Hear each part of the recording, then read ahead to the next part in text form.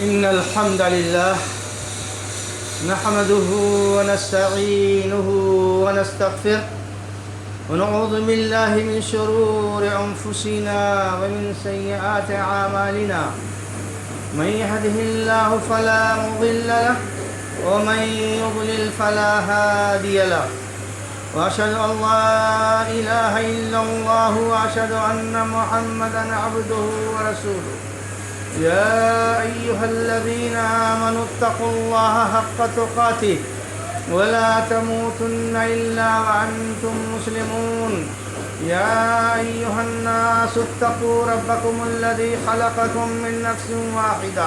وخلق منها زوجها وبث منهما رجالا كثيرا ونساء. واتقوا الله الذي تساءلون به والأرحام إن الله كان عليكم رقيبا.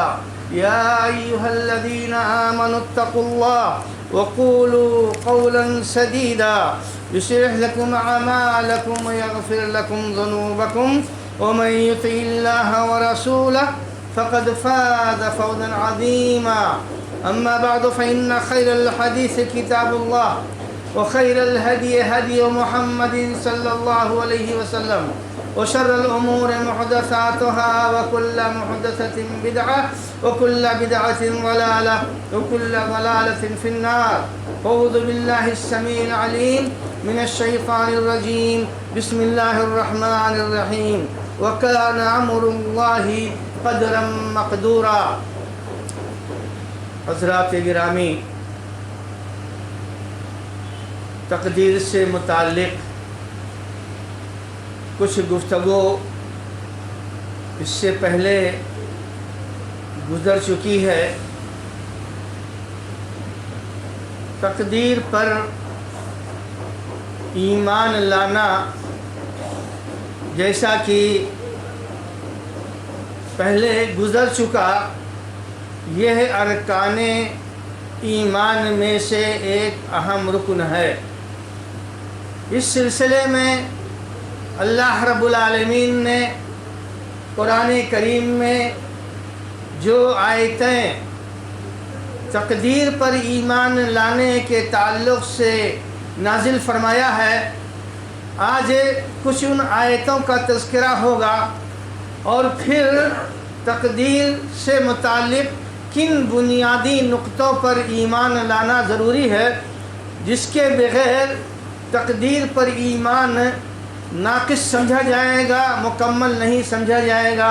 اس کا تذکرہ انشاءاللہ کیا جائے گا.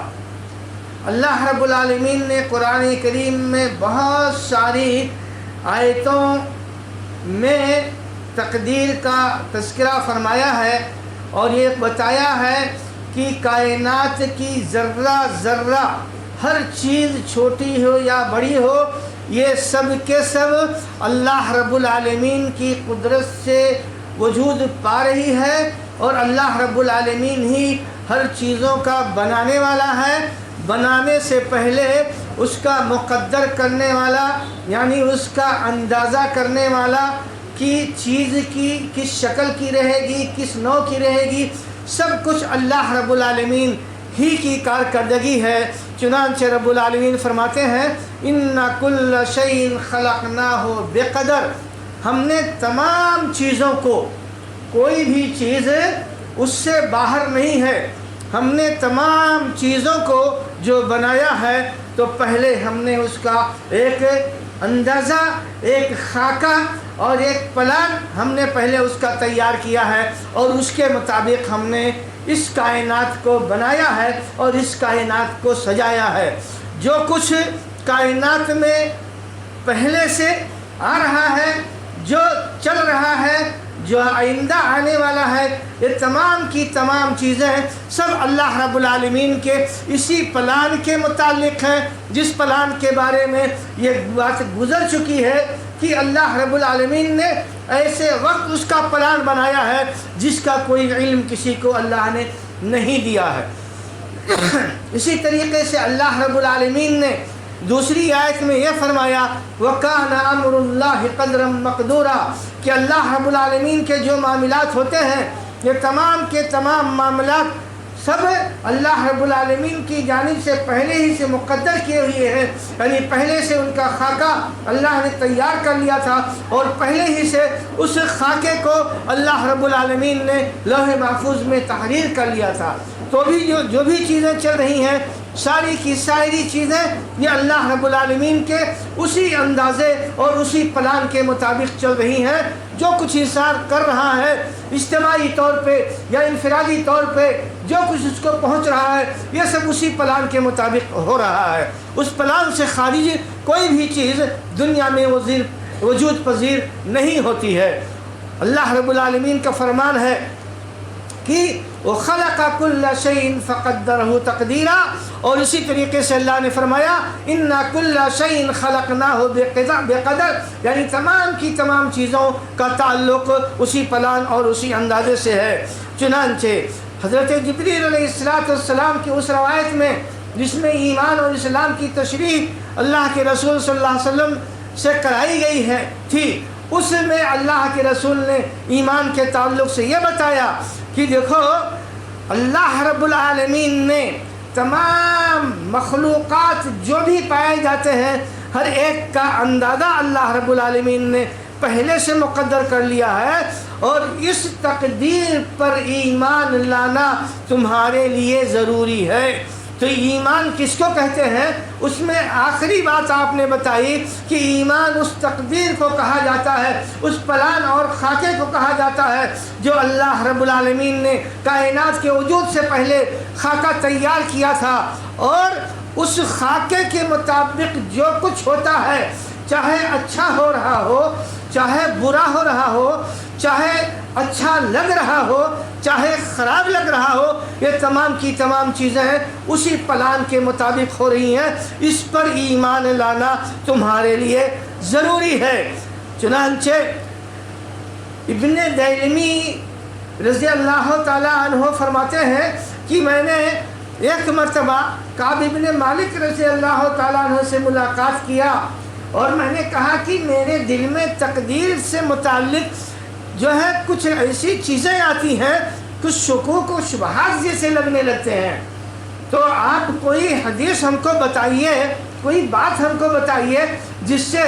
ہمارے دل سے وہ چیز نکل جائے۔ انہوں نے کہا کہ دیکھو تقدیر کا معاملہ ایسا ہے کہ جب تک تمہارا ایمان اس پر مکمل نہیں ہوگا اور تم اس کو اپنے دل میں مکمل طریقے سے جگہ نہیں دو گے، تب تک تم اللہ کے راستے میں جو کچھ بھی خرچ کر ڈالو اللہ تم سے اس کو قبول نہیں کرے گا۔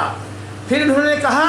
کہ اس روئے زمین میں تمہارے ساتھ جو کچھ بھی ہو رہا ہے، جو اچھائی یا جو برائی تم کو پہنچ رہی ہے، یہ اچھائی اور برائی ایسی نہیں تھی کہ تمہارے پاس آنے والی نہیں تھی، یعنی اس کو آنا ہی آنا تھا،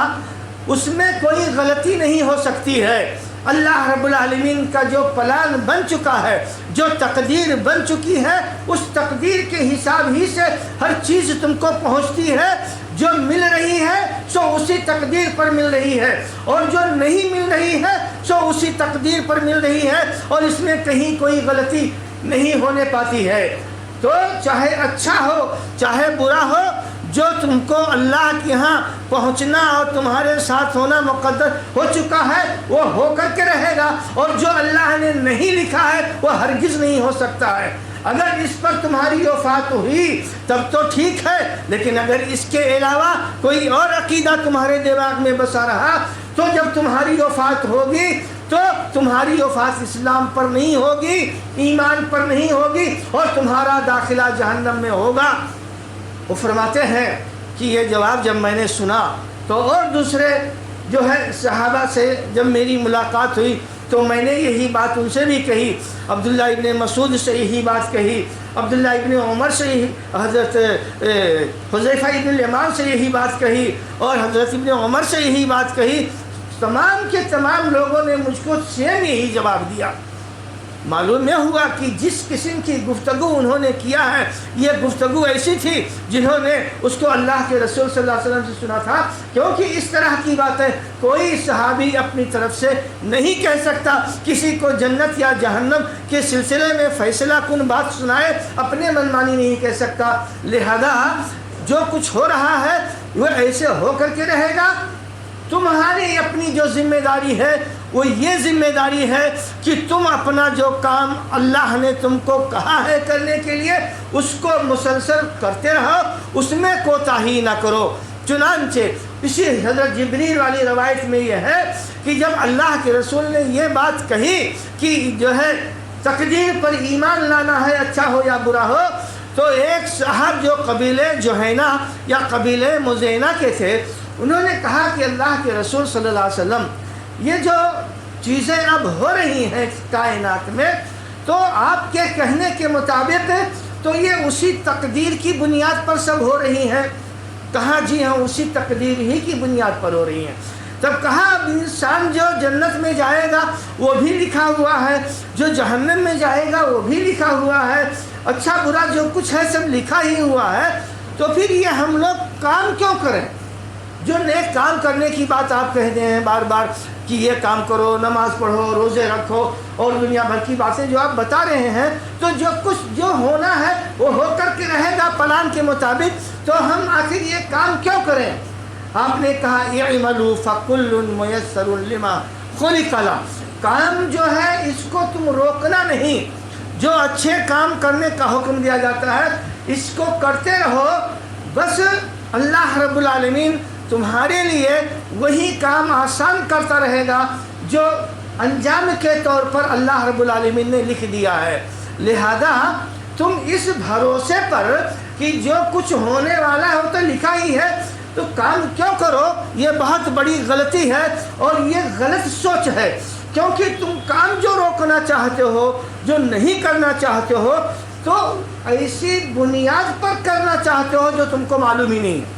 کیونکہ تم کو تو نہیں معلوم ہے کہ تمہاری تقدیر میں اچھا برا کیا لکھا ہوا ہے، تو کسی بنیاد پر تم اپنے اس کام کو روکو گے۔ اپنے اس کام کو اگر روک رہے ہو تو گویا کہ تم جہالت پر عمل کر رہے ہو اور دین پر جو کام کر رہے ہو وہ تم کو معلوم نہیں ہے پھر بھی اس کو کر رہے ہو۔ لہذا ایسا نہیں ہونا چاہیے، کام کرتے رہو۔ اللہ رب العالمین ہر انسان کے لیے وہی کام آسان کرتا ہے اور وہی کام اس کے لیے جو ہے تدبیر کے طور پر لاتا ہے جو انجام اللہ نے اس کے لیے لکھ رکھا ہے۔ لہذا ایک مسلمان کار خیر انجام دیتا ہے، ایک مسلمان نماز کی پابندی کرتا ہے، روزے کی پابندی کرتا ہے، جو باتیں بتائی جاتی ہیں اس کی پابندی کرتا ہے، جن باتوں سے روکا جاتا ہے اس سے منع کرتا ہے، تو اس کا مطلب اس کو یہ سوچنا چاہیے کہ اللہ نے میری تقدیر اچھی بنائی ہے، میرے لیے خیر لکھا ہوا ہے، لہذا اپنے اس کام میں بہتری لانا چاہیے اور تسلسل لانا چاہیے اور اپنے اس کام کو اچھے سے اچھا کرنا چاہیے اور اس پر اللہ رب العالمین کا شکریہ ادا کرنا چاہیے کہ اللہ رب العالمین مجھ کو توفیق دیتا ہے میں کہ جا کر کے 5 وقتہ نماز مسجد میں ادا کروں، مجھ کو توفیق دیتا ہے کہ میں دوسرے کی مدد کروں، میرے دل میں یہ بات ڈالتا ہے کہ میں برائی اور مجرمانہ کام نہ کروں۔ تو یہ تو ایسی چیزیں ہیں جس پر تم کو اللہ رب العالمین کا شکر گزار بندہ بننا چاہیے اور زیادہ سے زیادہ اچھا کام کرنا چاہیے، یہ سوچ کر کہ جب اللہ رب العالمین نے میرے لیے یہ آسان کر دیا ہے اس کا مطلب اللہ تعالیٰ نے میرے لیے اچھائی اور بھلائی ہی متعین کر دیا ہے۔ تو اس طریقے سے بہت ساری روایتیں ہیں جو ہے کتاب اور سنت میں موجود ہیں جن میں ان مسئلوں کی وضاحت کی گئی ہے۔ اب یہاں پر جو مطلوبہ ایمان ہوتا ہے کہ ایک مسلمان کو ایمان بالقدر کے تعلق سے کس کس اہم نقطوں پر یقین اور اعتقاد رکھنا چاہیے، تو اس میں سب سے پہلی بات یہ ہے کہ تقدیر کی جب بات آتی ہے تو سب سے پہلے ایک مسلمان کے دل میں یہ اعتقاد ہونا چاہیے کہ اللہ رب العالمین کے پاس جو علم ہے اس کا علم ازلی اور ابدی ہے، ایسی ابتدا سے ہے جس کی ابتدا کسی کو معلوم نہیں، اور ایسی انتہا تک ہے جس کی انتہا کسی کو معلوم نہیں، کیونکہ اللہ رب العالمین نے جو پلان بنایا یہ اپنے علم کے بنیاد پر بنایا، اور یہ پلان کب بنایا اس کی بھی بات اللہ نے کسی کو نہیں بتائی، صرف اتنا بتایا کہ اس کائنات کے بنانے سے پہلے، پلان کے بنانے سے 50,000 سال پہلے ہم نے اس کو لکھوایا۔ یہ لکھوانے کی بات کہی، لیکن تقدیری اندازہ یا خاکہ کب بنایا اس کا علم اللہ نے کسی کو نہیں بتایا۔ تو اس کا مطلب یہ ہے کہ سب سے پہلے تقدیر کے لیے علم کی ضرورت ہے، لہذا سب سے پہلے یہاں ایک ہی مسلمان کو اللہ رب العالمین کے اس علم پر یقین اور ایمان رکھنا چاہیے جو ایسا علم ہے جس کی کوئی ابتدا نہیں معلوم، اور ایسا علم ہے جس کی کوئی انتہا نہیں معلوم، یہ سب اللہ رب العالمین ہی کو معلوم ہے۔ هو الاول والآخر والظاہر والباطن، اول ہے آخر ہے، کب اس کی اولیت ہے کب اس کی آخریت ہے یہ کسی کو نہ بتایا ہے اور نہ اس میں سوچنے کی اجازت دی ہے، اس پر سوچنے کی بھی پابندی لگائی ہے کہ اس سے زیادہ انسانوں اپنے دماغ کو نہ لے جانا، کیونکہ اس سے آگے لے جاؤ گے تو وہ باتیں اب تمہاری سمجھ میں آنے والی نہیں ہے، تو یقیناً شیطان کو موقع ملے گا گمراہ کرنے کا۔ لہذا ایک ایمان رکھو کہ سب کچھ اللہ کے علم کے بنیاد پر ہوا ہے، اور جو پلان بنایا ہے تو اللہ رب العالمین نے اپنے اسی علم کی بنیاد پر بنایا ہے۔ چنانچہ اللہ رب العالمین کا فرمان ہے هو اللہ الذی لا الہ الا هو عالم الغیب والشہادہ، رب العالمین کی ذات وہ ذات ہے جس کے علاوہ کوئی معبود حقیقی نہیں ہے، اور وہی غیب کا جاننے والا ہے اور حاضر کا جاننے والا ہے، جو چیزیں نہیں ہیں سامنے اس کو بھی رب العالمین جانتا ہے، اور جو موجود ہے اس کو بھی جانتا ہے۔ تو یہ اللہ رب العالمین کا علم ہے کہ جو چیز نہیں تھی تقدیر سے پہلے اس کو بھی اللہ رب العالمین جانتا تھا، اور جو اس کے بعد میں جو کچھ ہونے والا ہے آئندہ چل کر کے قیامت اور جنت اور جہنم کے فیصلے تک، یہ سب اللہ رب العالمین کے پاس اس کا علم موجود ہے۔ تو یہ علم اور کسی کے پاس موجود نہیں ہے جو اللہ رب العالمین کے پاس موجود ہے کہ وہ تمام اشیاء کو ابتدا سے انتہا تک جانے اور اس کا علم رکھے۔ چنانچہ رب العالمین کی یہ صفت بیان کی گئی ہے قرآن کریم میں، اور یہ بھی کہا ہے کہ وَيَعْلَمُ مَا فِي الْبَرِّ وَالْبَحْرِ، اللہ رب العالمین جو کچھ خشکی میں ہے اور جو کچھ سمندروں میں ہے، کتنے سمندر ہیں، کتنی گہرائی میں ہے، ہر سمندر کے نیچے کیا ہے، اس کے اندر کتنے قسم کے جانور پائے جاتے ہیں، ایک چھوٹی سی مچھلی کہاں جو ہے اپنا خوراک حاصل کر رہی ہے، بڑی مچھلیاں کہاں اپنا خوراک حاصل کر رہی ہیں، اس کے اندر کیا کیا چیزیں، کیا کیا خزانے موجود ہیں، یہ اللہ رب العالمین کے علاوہ کوئی نہیں جانتا ہے۔ یہ وہ ازلی اور ابدی علم ہے جس کی بنیاد پر اللہ رب العالمین ہر چیز کا جاننے والا ہے۔ چنانچہ رب العالمین فرماتے ہیں کہ وہ جو ہے یعلم ما فی البر والبحر، جو کچھ خشکی میں ہے، جو کچھ تری میں ہے، خشکی میں چاہے زمین ہو، چاہے آسمان ہو، اور اس کے آگے پیچھے جو کچھ اللہ نے بنایا ہے، ان سب کا علم اللہ کے علاوہ ہی ہے۔ وَمَا تَسْقَطُ مِنْ وَرَقَةٍ إِلَّا يَعْلَمُهَا، اتنے بڑے جنگلات جو اس کائنات میں پھیلے ہوئے ہیں، یہ جو شجر درخت پودے پائے جاتے ہیں، یہ جو نباتات پائے جاتے ہیں، ایک پتا اگر اس میں سے گرتا ہے تو اس کا علم اللہ رب العالمین کے پاس ہے۔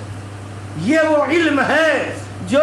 حقیقی علم ہے، جو ابدی اور دائمی علم ہے۔ تو اللہ رب العالمین فرماتے ہیں کہ اگر ایک پتا بھی درخت سے نکل کر کے گرتا ہے تو اس کا علم اللہ رب العالمین کے پاس ہے۔ وَلَا حَبَّةً فِي ظُلُمَاتٍ وَلَا غَتْبٍ وَلَا يَابِسٍ، اور اگر ایک دانہ بھی کہیں کسی تاریکی میں پایا جاتا ہے جہاں کسی کا گزر نہیں ہو سکتا ہے، یا کوئی خشک یا کوئی تک جتنی بھی چیزیں ہیں، اور یہ جتنی چیزوں کا تذکرہ اللہ نے اشارتاً کیا ہے، یہ ساری کی ساری چیزیں گویا کہ اللہ کے علم میں موجود ہیں، اور اللہ رب العالمین نے ان تمام چیزوں کو جس طرح سے جو ہونا ہے، یعنی ایک درخت کے کس پتے کو کس وقت گرنا ہے، کس شکل میں گرنا ہے، خود گرے گا، پک کر کے گرے گا، کچے گرے گا، کوئی توڑے گا، کوئی جانور کھائے گا، یہ سارا کا سارا علم اللہ رب العالمین کے پاس موجود ہے۔ اللہ کے رسول صلی اللہ علیہ وسلم نے ایک حدیث میں فرمایا کہ ایک چھوٹی سی چونٹی کسی پہاڑ کے چوٹی پر اگر اپنے رزق کو لے کر کے چلتی ہے یا اپنی روزی تلاش کرتی ہے تو اللہ رب العالمین اس کو بھی دیکھتا ہے اور اس کو بھی روزی دیتا ہے رب العالمین۔ تو یہ ہے رب العالمین کا علم۔ اس علم پر سب سے پہلے اعتقاد رکھنا ضروری ہے، تبھی تقدیر کی بات مکمل نہیں ہوگی، ورنہ آپ ایسے کہیں اللہ کو نہیں معلوم تھا، خود بخود ہو رہا ہے، تو ظاہر بات ہے کہ تقدیر کا سارا مسئلہ ہی ختم ہو گیا جو ایمان کے تعلق سے اللہ نے ہم کو اور آپ کو حکم دیا ہے۔ اللہ رب العالمین فرماتے ہیں وَإِنَّ اللَّهَ قَدْ أَحَاطَ بِكُلِّ شَيْءٍ عِلْمًا، جتنی بھی چیزیں ہیں چاہے وہ ہم کو نامزد معلوم ہو یا نہ معلوم ہو، اللہ رب العالمین کا علم تمام چیزوں کو محیط ہے، یعنی تمام چیزوں کو گھیرے ہوئے ہے اللہ رب العالمین کا علم۔ تو یہ پہلا نقطہ ہوا کہ اللہ رب العالمین کے علم ازلی اور ابدی پر ایمان رکھنا ضروری ہے، اور اس کے بعد جو دوسرا مرحلہ اس کا ہوا ہے پلان اور خاکہ بنانے کے بعد، وہ تحریر کا مرحلہ ہوا ہے۔ جو پلان بنا اس کائنات کے تعلق سے، تو اللہ رب العالمین نے اس پلان کو لکھوا لیا۔ کب لکھوایا ہے اللہ رب العالمین نے؟ یہی عبداللہ بن عمرو بن عاص کی روایت میں ہے کہ کائنات کے وجود سے 50,000 سال پہلے جب ان چیزوں کو لکھوانا ہوا تو حدیث پاک میں آتا ہے کہ اللہ رب العالمین نے قلم بنایا اور قلم کو حکم دیا کہ لکھ۔ اس نے کہا کیا لکھوں؟ تو ایک روایت میں ہے اللہ نے کہا کہ میرا پلان جو بنا ہوا ہے، تقدیر جو میں نے کی ہے، اس تقدیر کو لکھ لے۔ اور ایک حدیث میں ہے کہ جو کچھ کائنات میں ابتدا سے قیامت تک ہونے والا ہے یا ابتدا سے انتہا تک ہونے والا ہے، اس کو لکھ لے۔ اللہ نے اس قلم میں علم ڈالا اور قلم نے ان چیزوں کو لکھ لیا۔ یہی وہ قلم ہے جو لوح محفوظ کی چیزوں کو تحریر کرتا ہے۔ تو اس پر بھی ایمان لانا، تقدیر کا سمجھیے کہ یہ دوسرا مرحلہ ہے، لیکن سب سے اہم نقطہ ہے کہ جو چیزیں اس کائنات میں ہوتی ہیں پہلے سے پلان کے ساتھ، پھر وہ تحریر شدہ بھی ہیں۔ اگر یہ چیزیں تحریر نہیں بھی کی جاتی تو اللہ کے علم سے ان چیزوں میں سے کوئی فوت نہیں ہو سکتی تھی، لیکن اس کے باوجود بھی اللہ کی مرضی اور مصلحت یہ تھی۔ ہو سکتا ہے بندوں کو یہ بتانا مقصد ہو کہ اگرچہ کوئی بھی چیز تم کو بہت اچھی طرح سے معلوم ہو، لیکن اس کا تحریر کر لینا، اس کا لکھ لینا، یہ زیادہ اچھا اور زیادہ مناسب ہے انسانوں تمہارے لیے۔ بہرحال اللہ رب العالمین نے اس کو لکھ لیا، اور پھر لکھنے کے بعد جو کچھ ہو رہا ہے اسی حساب سے ہو رہا ہے۔ چنانچہ اللہ رب العالمین نے فرمایا الم تعلم ان اللہ یعلم ما فی السماء والارض ان ذلک فی کتاب۔ اللہ رب العالمین فرماتے ہیں کہ کیا آپ کو معلوم نہیں ہے کہ اللہ رب العالمین آسمانوں اور زمینوں کے اندر کی تمام چیزوں کو جانتا ہے، اور یہ بات اللہ رب العالمین کے ہاں لوح محفوظ میں لکھی ہوئی بھی ہے۔ یہ چیزیں جس کو تقدیر کہا جاتا ہے، یہ سب اللہ رب العالمین کے ہاں لوح محفوظ میں لکھی ہوئی بھی ہیں، اور اس کا لکھنا یا لکھوانا اللہ رب العالمین کے لیے نہایت ہی آسان کام ہے۔ تم اس کو تصور کرتے ہو کہ کتنا ہر چیز کہ یہاں طاہرہ کی مسجد میں ایسا ٹین لگا ہوا ہے، اس کی ایسی شکل ہے، فلاں تاریخ کے جمعہ کو فلاں لوگ اس میں بیٹھ کر کے جمعہ کی نماز تقریر کر رہے ہیں، خطبہ سن رہے ہیں۔ یہ ساری کی ساری چیزیں اس میں لکھی ہیں۔ پوری کائنات میں جس وقت جو کچھ ہو رہا ہے ابتدا سے اور جو کچھ ہوگا. کتنی بڑی چیز ہے اس کا لکھنا. لیکن اللہ کہتا ہے کہ ان ذالک علی اللہ یسیر، یہ سب لکھنا یہ اللہ رب العالمین کے لیے انتہائی آسان چیز ہے. تو اللہ نے آرڈر دیا، تیار ہو گیا، اب کیا کرنا؟ تو فرمایا کہ وما اصاب من مصیبت فی الارض ولا فی انفسکم الا فی کتاب. جو بھی مصیبت تم کو پہنچتی ہے اور جو بھی پریشانی تم کو آتی ہے تو یہ کتاب میں ہمارے یہاں لکھا ہوا ہے. من قبل ان نبراہا، یہ مصیبت جو آئی ہے اس سے آنے سے بہت پہلے کی بات ہے، ہم نے اس کو لکھ دیا تھا. تو جس طرح ہم نے لکھ دیا ہے اس کتاب میں، تو اسی کتاب سے اپنے اپنے ٹائم پر یہ چیزیں پھر ہوتی رہتی ہیں جب اللہ کا حکم اور اس کی اجازت ہوتی ہے. تو فرمایا کہ دیکھو جو بھی چیز ہے ما فرطنا فی الکتاب من شیء، کسی بھی چیز کو چاہے چھوٹی ہو چاہے بڑی ہو ہم نے اس کتاب سے خالی نہیں کر رکھا، اس کتاب میں چھوڑا نہیں ہے کہ اس چیز کو ہم نے چھوڑ دیا ہو. تو گویا کہ جتنا بھی پلان اللہ کا تھا یہ پورا کا پورا سب کا سب لکھا ہوا ہے. اور یہی ہے تقدیر پر ایمان لانے کا دوسرا نقطہ اور دوسرا مرحلہ. تیسرا نقطہ یہ ہے کہ اللہ رب العالمین نے جو کچھ پلان بنایا پھر جو لکھوایا تو اس چیز کا جو اب وجود ہو رہا ہے تو اللہ رب العالمین جب چاہتا ہے تب ہوتا. سب بھلے لکھا ہوا موجود ہے، سب کا ٹائم موجود ہے، ساری چیز متعین ہے، لیکن اس کے باوجود بھی جب اللہ رب العالمین کی اجازت اب ہوتی ہے اور جب اس کی چاہت ہوتی ہے، جب اس کی مرضی ہوتی ہے کہ ہاں ہمارے پلان کے مطابق اب یہ کام وجود میں آ جائے اپنے اپنے ٹائم کے حساب سے، تب وہ اللہ کی چاہت، اس کی مرضی اور اس کی مشیت سے ہوتی ہے، من مانی نہیں ہوتی ہے. یعنی جو کچھ لکھا ہوا ہے تقدیر میں تو خود بخود ایسا سسٹم نہیں بنایا ہے کہ اپنے من سے ایسا ہوتا رہے، بلکہ ایسا سسٹم بنایا ہے کہ ہر چیز ہوگی ضرور، لیکن اللہ رب العالمین جب چاہے گا تب ہوگی. اگرچہ لکھا ہوا ہے وہ نہیں چاہے گا گویا کہ تو نہیں ہوگی. تو ہر چیز اللہ رب العالمین کی مرضی سے، اس کی مشیت سے، اس کی چاہت سے ہوتی ہے. اللہ فرماتے ہیں وَمَا تَشَاءُونَ إِلَّا أَن يَشَاءَ اللَّهُ رب العالمین.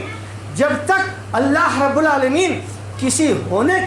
چیز کے ہونے کے تعلق سے نہیں چاہے گا تو اس چیز کا وجود نہیں ہوگا. ایسے ہی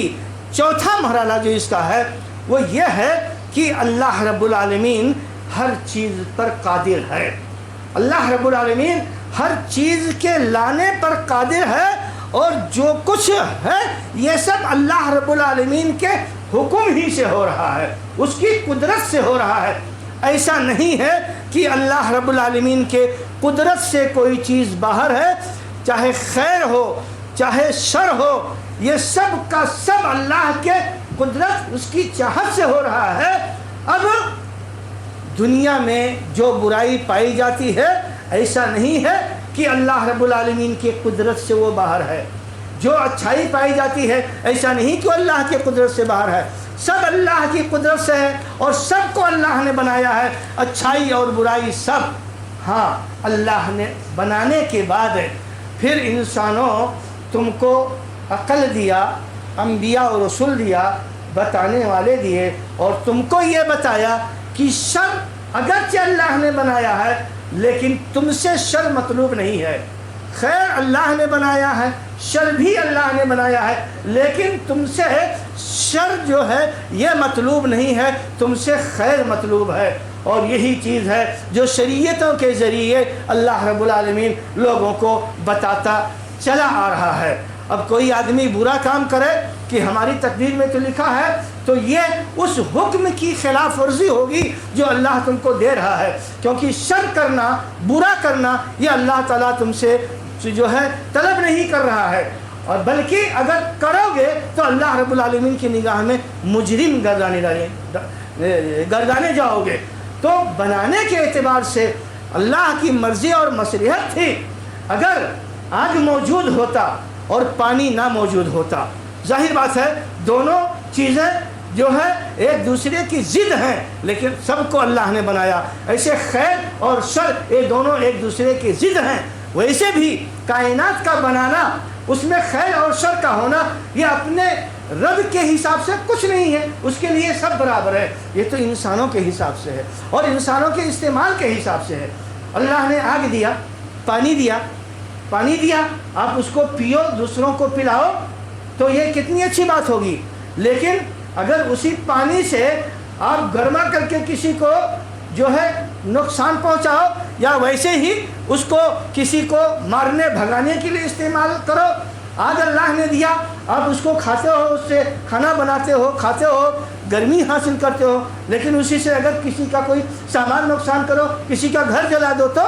تو یہ خیر شر تو استعمال کی بنیاد پر ہوتا ہے۔ تو اللہ نے خیر اور شر بتا دیا ہے، لہذا شر کی چیزوں کے استعمال کرنے سے بھی منع کیا ہے۔ اللہ رب العالمین سے دعا ہے کہ اللہ تبارک و تعالی ہم تمام لوگوں کو صحیح ایمان لانے کی توفیق عطا فرمائے۔ اللہ رب العالمین تو ہم لوگوں سے وہی کام لے جو تیرے دین میں صحیح اور اچھا کام ہے، اور اللہ رب العالمین ہر اس کام سے محفوظ رکھ جو تیری نگاہ میں برا کام ہے۔ اللہ کے نبی صلی اللہ علیہ وسلم کے لائے ہوئے طور طریقے کو سمجھنے اور اس کے مطابق عمل کرنے کی توفیق عطا فرما۔ اللہ رب العالمین ہماری گناہوں اور غلطیوں کو معاف فرما دے۔ بار الہ جب تک اس دنیا میں زندہ رہیں، دین اسلام پر زندہ رہیں اور ہمارا خاتمہ ہو تو ایمان پر ہو۔ آمین۔ اقول قولی ھذا واستغفر اللہ لی ولکم ولسائر المسلمین من کل ذنب فاستغفروہ انہ ھو الغفور الرحیم۔